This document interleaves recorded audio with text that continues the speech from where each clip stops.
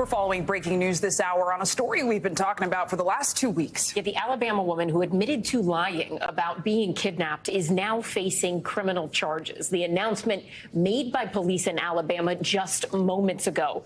NBC News correspondent Priscilla Thompson joins us now, as well as NBC News legal analyst Danny Cevallos joining us on set once again.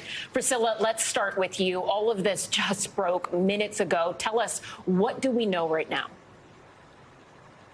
Yeah, so police announced that they did arrest Carlee Russell and process her within the last hour, and she has since been released. But she is now charged with 2 misdemeanors, false reporting to law enforcement and falsely reporting an incident. And what the police chief said just minutes ago was that she created panic and alarm throughout the community as people were searching for her for days after she had reported this child that she had seen walking alone on the interstate and then went missing shortly thereafter. And of course, earlier this week, she came out and said that that was all a lie, that she had done on her own, that she had no help with that. And so now police are charging her for that. They're saying that there were countless resources and time that went into looking for her, and there are consequences for that.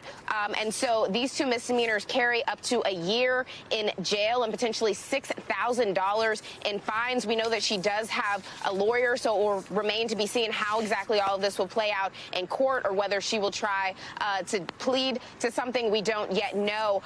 But police here really trying to send a message and saying that this is what they're able to charge her with, but they are still looking at the possibility of any additional charges that could come out of all of this. Ellison's and Clay. Danny, let me bring you in here because Carlee Russell, as Priscilla laid out, has been charged with 2 misdemeanors. She laid out some of the consequences of that. How typical, have we seen anything like this before? How serious are these charges? Sure. Prosecutors will charge people for making false reports. And in Alabama, these are Class A misdemeanors, which means that, as is the same mostly throughout the states, a misdemeanor will have a maximum penalty of a year. That's what this is in Alabama. That's not always the rule, but generally speaking, misdemeanors up to a year. Anything beyond that is going to be felony land. So what's good for her is that she's in misdemeanor land. What's bad for her is that she's on the highest end of misdemeanor land, Class A. And of course, with these kinds of aggravating factors that we just heard, the amount of resources that were put into this hunt, in this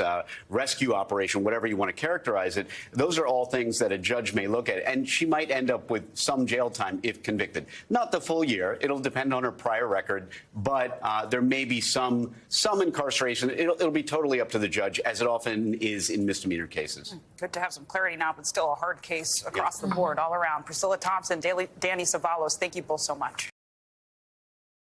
Thanks for watching our YouTube channel. Follow today's top stories and breaking news by downloading the NBC News app.